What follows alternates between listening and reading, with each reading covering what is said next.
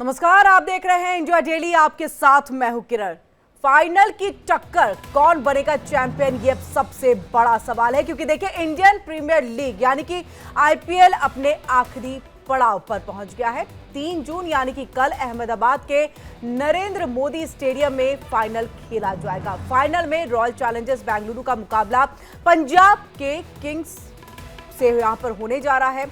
दोनों ही टीमें अभी तक एक बार भी जो है फाइनल नहीं जीत पाई है, यानी कि दोनों टीमों में जो भी टीम जीतेगी वो पहली बार यहां पर चैंपियन बनेगी। ऐसे में देखिए कि आरसीबी चौथी बार फाइनल में पहुंची है। इससे पहले वो 3 बार फाइनल खेल चुकी है लेकिन चैंपियंस नहीं बन पाए, जबकि पंजाब किंग्स दूसरी बार फाइनल मैच खेल रही है। कल दूसरे क्वालिफायर मैच में पंजाब ने मुंबई को हरा करके फाइनल में अपनी जगह बनाई और ऐसे में देखिए royal Challengers Bengaluru Punjab Kings को हरा करके फाइनल में पहुंची और इसी के साथ पंजाब किंग्स के कप्तान श्रेयस अय्यर आईपीएल के इतिहास के पहले ऐसे कप्तान हैं जो 1 नहीं 2 नहीं बल्कि 3 आईपीएल की टीमों को बतौर कप्तान फाइनल में पहुंचा चुके हैं। तो बहुत बड़ा उनके नाम जो है ये रिकॉर्ड जो है वो दर्ज हो गया है। ऐसे में देखिए 2020 की अगर हम बात कर ले, उन्होंने दिल्ली कैपिटल और 2024 में केकेआर को फाइनल में पहुंचाया था। कल नरेंद्र मोदी स्टेडियम में फाइनल मैच खेला जाना है जिसको लेकर के दोनों ही टीमें उत्साहित है। शाम 6 बजे singer composer Shankar Mahadevan Operation Sindoor पर अपनी परफॉर्मेंस भी देंगे। तो कल का दिन बहुत ऐतिहासिक होने वाला है।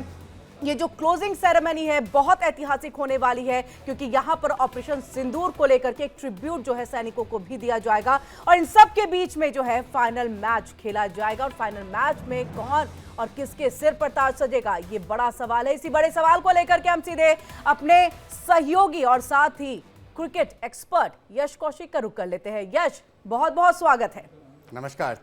आज क्वालिफायर्स, प्लेऑफ, एलिमिनेटर सब खत्म हुए। अब सिर्फ बाकी है 74th आईपीएल 2025 का 74th मैच खेला जाएगा कल नरेंद्र मोदी स्टेडियम में। आईपीएल 2025 का फाइनल, जैसा कि किरण जी आपने कहा कि या तो रॉयल चैलेंजर्स बैंगलोर या पंजाब किंग्स, इनमें से कोई एक टीम पहली बार आईपीएल का ये जो महान एक टूर्नामेंट है उसका खिताब अपने होम टाउन लेके जाएगी। वो ट्रॉफी, शानदार चमचमाती ट्रॉफी अपने घर लेके जाएगी। तो यहां पर किसका पलड़ा सबसे ज्यादा भारी लग रहा है? आंकड़ों के हिसाब से अगर आप मुझसे पूछें, लेकिन पिछले 2-3 शो में जो मैं बोल रहा हूं वो आंकड़े तो हो रहे हैं, लेकिन आंकड़ों के हिसाब से अगर देखा जाए ये 50-50 का मुकाबला होने वाला है। हम किसी एक टीम को कल चलते हुए फेवरेट्स नहीं कह सकते।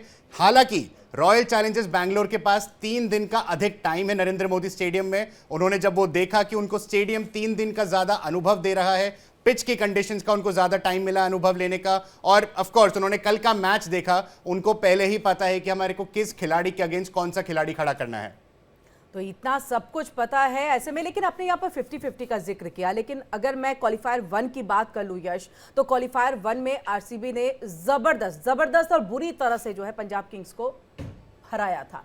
ऐसे में आरसीबी का नहीं लग रहा है कि पलड़ा यहाँ पर भारी है। तराजू में अगर तौला जाए क्वालिफायर 1 के हिसाब से तो 2 में भी कहीं ना कहीं आरसीबी आगे दिखाई दे रही है। आरसीबी ने पंजाब को हराया था, बहुत बुरी तरीके से हराया था कि पंजाब सिर्फ 14 ओवर में 101 रन बना पाई और आरसीबी चेस करते हुए, वो भी पंजाब के होम ग्राउंड में 10 ओवर में वो पूरा उन्होंने टोटल भी चेस कर लिया। तो एक मानसिक तनाव उस टाइम था पंजाब पे कि हम कितनी बुरी तरीके से हारे, कौन सी रणनीति हमारी कामयाब नहीं हुई। कोच रिकी पॉन्टिंग दिग्गज है अपने आप में विश्व क्रिकेट में, श्रेयस अय्यर से बात करी होगी उन्होंने, और वो जो बातचीत हुई, जो परफॉर्मेंस उनको ठीक करा, कल के मैच में हमें उसका रिजल्ट देखने को मिला। श्रेयस अय्यर का होम ग्राउंड जो मुल्लानपुर, जो न्यू पीसीए स्टेडियम है पंजाब का, वहां पे बैटिंग परफॉर्मेंस अच्छी नहीं रही, कप्तानी अच्छी रही लेकिन बैटिंग परफॉर्मेंस ज्यादा अच्छी नहीं रही। वो उन्होंने कल सारे क्रिटिक्स को चुप करा दिया। इतनी शानदार ऑलमोस्ट 200-250 की स्ट्राइक रेट से उन्होंने पारी खेली और मुंबई को, जो 5 टाइम विजेता है आईपीएल जैसी ट्रॉफी की, उनको टूर्नामेंट से बाहर करके ये अपने आप में स्टेटमेंट है। बड़ा मैच हारे थे क्वालिफायर 1, लेकिन फिर से वो रीमैच का मौका मिल रहा है, वो भी फाइनल का मौका मिल रहा है। ये अपने आप में बड़ी बात है। और जैसे देखिए हमने शुरुआत में ही यहाँ पर ये बताया कि दोनों ही टीमें ऐसी हैं जो फाइनल तक पहुंची लेकिन ताज अपने में हासिल नहीं कर पाए। ऐसे में दोनों में से कोई एक तो ताज लेकर के जाने वाले हैं। लेकिन यहां पर जब मुंबई इंडियंस को हराया पंजाब किंग्स ने, तो समझिए 5 बार के चैंपियंस को हराया है। 5 बार के चैंपियंस को हराने के बाद वो जो मनोबल आपका होता है, मनोबल है वो आपका कहीं ना कहीं बहुत हाई है। वो कहते हैं ना, हाउस द जोश तो हाई तो वो ही होगा अभी तो पंजाब किंग्स का। पंजाब किंग्स का जोश हाई होगा इस टाइम पे। सबसे बड़ी बात कि कप्तान और कोच की जो स्ट्रैटेजीज हैं वो कल के मामले में अगर हम देखें 10 में से 10 अगर टिक देने हो तो मैं अगर कहूंगा तो 9 टिक मार्क्स वो कल ले चुके हैं पंजाब, क्योंकि 9 बिल्कुल, एक मैं नहीं कहूंगा क्योंकि उस पर भी चर्चा करेंगे। युजवेंद्र चहल 3 मैचेस के बाद इतना क्रिटिकल मैच उनको कल खिलाया, एक विकेट चट की उन्होंने, लेकिन 4 ओवर में 39 रन देके ऑलमोस्ट 10 रन प्रति ओवर देके रन काफी महंगे साबित हुए थे। तो 10 में से वो कोच पॉन्टिंग और कप्तान अय्यर यही बात कर रहे होंगे कि एक युजवेंद्र चहल को हमने 3 मैच के बाद खिलाया तो एक मैच का उन्हें हमें पहले एक अनुभव दे देना चाहिए था, जो कि अब उन्हें सीधा क्वालिफायर का मिला है। तो अब वो जब फाइनल खेलेंगे तो मुझे लगता है अगर युजवेंद्र चहल इंपैक्ट प्लेयर के तौर पे खेलेंगे तो ज्यादा अच्छा रहेगा कि वो सिर्फ 4 ओवर गेंदबाजी डालने आए, तो उससे आरसीबी के बहुत सीधे हाथ के बल्लेबाज उनको दिक्कतें दे सकते हैं अपनी गूगली से। तो ये जो एक पॉइंट का आपने जिक्र किया, जो एक नेगेटिव रहा यहाँ पर पंजाब किंग्स के लिए, फाइनल में मौका मिलेगा इस एक नेगेटिव पॉइंट्स को? मुझे लगता है मिलेगा, लेकिन जिसके बात करिए इंपैक्ट प्लेयर किरण जी एक ऐसा है कि आप 5 खिलाड़ी टॉस पे एक कप्तान अनाउंस करता है कि इन 5 खिलाड़ी में से हम एक ऐसे खिलाड़ी को लाएंगे बीच मैच में उन 11 खिलाड़ियों को छोड़कर, तो वो जो एक 12वें खिलाड़ी हो सकते हैं वो मेरी नजर में युजवेंद्र चहल हो सकते हैं, क्योंकि उनका रोल है मेन बॉलिंग का। अगर वो स्टार्टिंग के मिडिल ओवर्स में जो 6 से 10 ओवर के बीच की इनिंग्स होती है, अगर उसमें वो अपने 4 में से 2 ओवर डाल लेते हैं और बाकी के 2 ओवर 10 से 16 ओवर के बीच में डालते हैं, तो उनका एक कप्तान अच्छे से यूज कर सकते हैं इंपैक्ट प्लेयर के रूल का। अच्छा, हम मुंबई इंडियंस पे आते हैं, क्योंकि देखिए कहीं ना कहीं किसी का पॉजिटिव और किसी का नेगेटिव जो है दूसरे के लिए पॉजिटिव और नेगेटिव में बदलता है, तभी ये जीत हार वाली स्थिति आती है। ऐसे में रोहित शर्मा का बल्ला नहीं चला है यहाँ पर, और बाकी मुंबई इंडियंस का हम नेगेटिव क्या देखें जो पॉजिटिव हो गया पंजाब किंग्स के लिए? मुंबई इंडियंस का कल रोहित शर्मा का आपने बिल्कुल सही कहा किरण जी। अगर रोहित शर्मा ओपनिंग में चल जाते, एक वो प्लेटफॉर्म दे देते अपने middle order Tilak Varma, Surya Kumar Yadav, नमनदीर, Mitchell Santner जैसे खिलाड़ियों को, तो एक उन पे दबाव कम होता। कल रोहित शर्मा की पहले ही 2 ओवर में जो विकेट गए, उसके बाद सारा दबाव आ गया जॉनी बेयरस्टो पे, जो कि दूसरा ही मैच खेल रहे थे अपना आईपीएल 2025 का।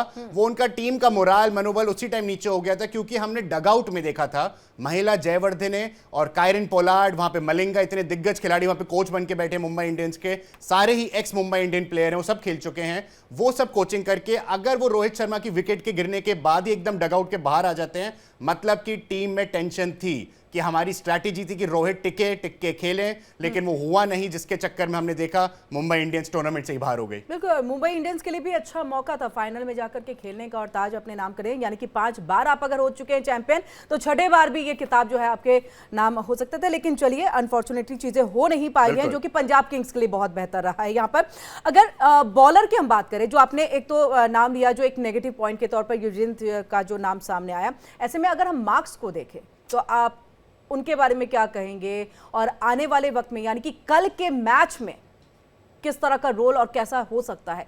बहुत बड़ी चुनौती, चैलेंज के तौर पर जो है आरसीबी के लिए हो सकते हैं, क्योंकि 2 विकेट यहां उन्होंने झटका है, वहां पर तो ज्यादा होगा क्योंकि फाइनल है। मार्कस स्टोइनिस का आपने जिक्र किया, वो जहां से आते हैं ऑस्ट्रेलियाई बल्लेबाज, ऑलराउंडर है, पेसर ऑलराउंडर हैं। तो मार्कस स्टोइनिस की सबसे खास बात क्या है, अगर कोच चाहें तो उनको वो नंबर 3 पे प्रमोट कर सकते हैं बल्लेबाजी के लिए। अगर कोच चाहें तो वो उनसे ओपनिंग के ओवर डलवा सकते हैं, क्योंकि उनके पास वो स्विंग कैपेबिलिटी है, ऑलराउंडर है, बैटिंग बॉलिंग दोनों में बहुत शानदार है, फील्डिंग उनकी बहुत एक्सेप्शनल है, लेकिन उनको यूज करना ये कोच का बहुत एक अहम रोल रहेगा। कप्तान बाकी खिलाड़ियों को पिच पे देखते हैं। आपके हिसाब से क्या होना चाहिए? आपके हिसाब से क्या होना चाहिए? क्या उनको 3rd नंबर पे उतारना चाहिए?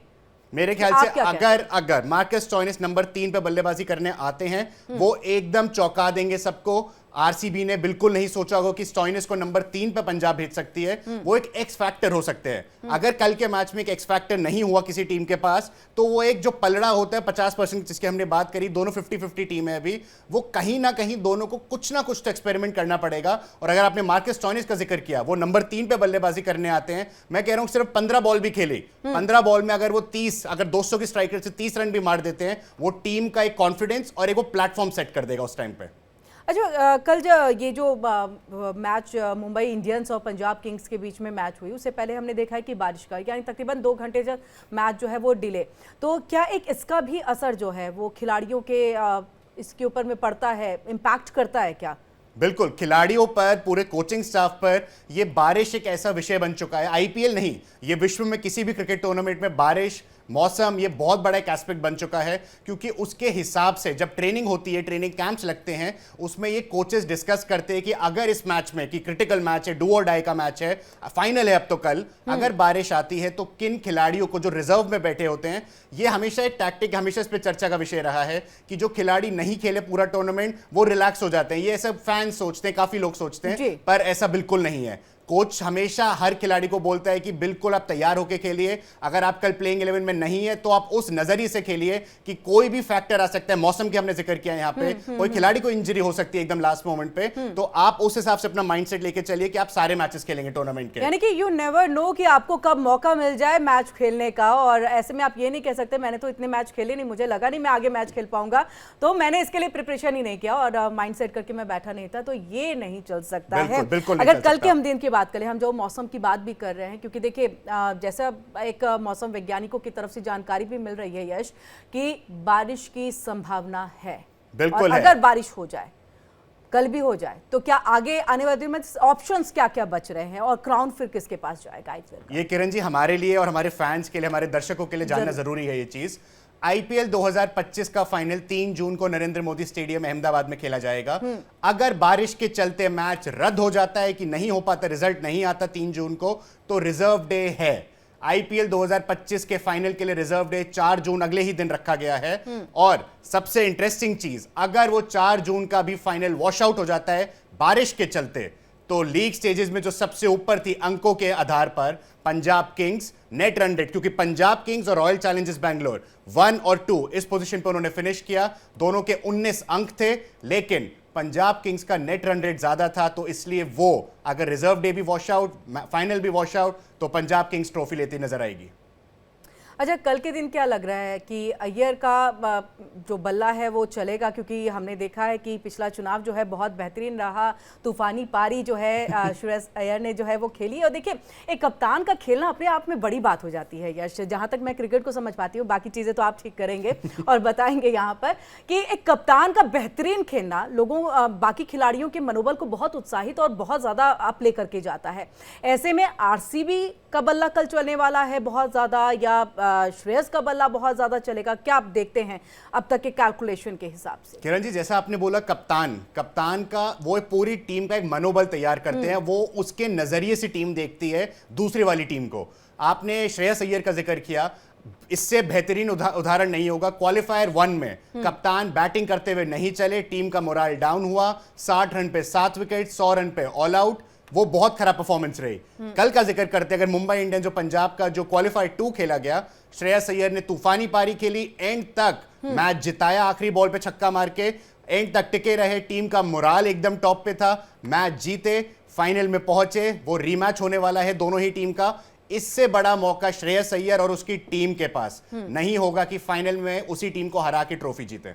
अच्छा, ये तो हमेशा याद किया जाएगा ना कि लास्ट का 6, और देखिए जो है पंजाब किंग्स, उसने जीत हासिल कर ली, क्योंकि हम अक्सर देखते हैं लगातार 6 मारा गया है, उसके बाद ये भारत की जीत रही है जबरदस्त। और ऐसे ही देखिए, ये आईपीएल में भी यश यहाँ पर देखने को मिलेगा, और मुझे लग रहा है काफी दिनों तक चर्चा का विषय भी यहाँ पर रहने वाला है कि श्रेयस अय्यर ने किस तरह से फाइनल में जो है वो पहुंचाया था पंजाब किंग्स को। इन सबके साथ अगर बात हम यहाँ पर ये करें कि समझने की भी कोशिश करेंगे, हमने मौसम की बात की है, पिच की बात करें, क्योंकि अगर बारिश होती है, जैसे 2 घंटे के बाद ये मैच शुरू हुआ, बारिश की वजह से पिच जो है काफ़ी कुछ उसमें चेंजेस आ भी जाते हैं, तो ये बताइएगा, अगर ऐसा ही अहमदाबाद में भी होता है जैसा मौसम वैज्ञानिक बता रहे, पिचेस में अगर कुछ चीज़ें होती हैं, कुछ बदलाव होता है, तो क्या खिलाड़ियों में भी बदलाव कर दिया जाएगा? बिल्कुल, ये बहुत बड़ा इंपॉर्टेंट एक एस्पेक्ट है क्रिकेट का, चाहे वो आईपीएल हो, चाहे अंतर्राष्ट्रीय क्रिकेट हो। अगर पिच को नहीं पढ़ पाते प्लेयर और कोचेस ढंग से, तो दूसरी खिलाड़ी उसका एडवांटेज ले लेती है, क्योंकि दोनों ही टीम में इतने अनुभवी कोचिंग स्टाफ हैं, कप्तान है, प्लेयर्स है जिन्होंने उस स्टेडियम में पहले खेले हुए अलग अलग फॉर्मेट, तो पिच की पढ़ाई करके जाना जरूरी है। क्योंकि अगर कवर्स के अंडर रहती है पिच, तो उस पर ग्राउंड में ओस आती है, बॉल रुक के आती है, तो स्पिनर्स को पढ़ना मुश्किल हो जाता है और पेसर्स की धुलाई होती नजर आती है ऐसी पिच पे। तो यहाँ पर तो क्या लग रहा है कि टीम में ज्यादा किसको रखने की जरूरत है? स्पिनर्स को रखने की जरूरत है या फिर अन्य बॉलर्स को? मेरे हिसाब से जो उनका कॉम्बिनेशन अभी चल रहा है, क्योंकि पंजाब के पास है काइल जेमिसन, कल हमने मुंबई के अगेंस्ट देखा, उन्होंने बिल्कुल रन नहीं दिए, पेसर हैं, 6 फुट से ऊपर का उनका कद है, उनको बाउंस मिलता है भारतीय पिचेस पे, न्यूजीलैंड से आते हैं वो खुद, वो बाउंस का फायदा उठाया उन्होंने कल। हालांकि 1-2 एक्स्ट्रा दिए उन्होंने, ऑफ कटर वाइड डाली, लेकिन उन्होंने वो पिच को बहुत बढ़िया पढ़ के आए थे। सिर्फ 4 ओवर में 30 रन देके 1 विकेट ली थी। दूसरी तरफ मुंबई, ट्रेंट बोल्ट नहीं चल पाए क्योंकि उन्होंने पिच के ढंग से या तो पढ़ाई नहीं करी या फिर उनकी बॉल ग्रिप नहीं बन रही थी हाथ में, ग्राउंड में ओस भी थी और बारिश के चलते प्लेयर का भी मनोबल टूटता है कि कब मैच शुरू होगा। वो एक एक्साइटमेंट होती है कि 7:30 बजे पहली बॉल डलनी चाहिए। जब नहीं होता तो कोचेज अपना दिमाग लगाने शुरू करते हैं कि हमारे को स्पिनर्स खिलाने पड़ेंगे, कि क्या पता पावर प्ले जो पहले 36 गेंदें होती हैं उसमें हमारे को स्पिनर डालना पड़े।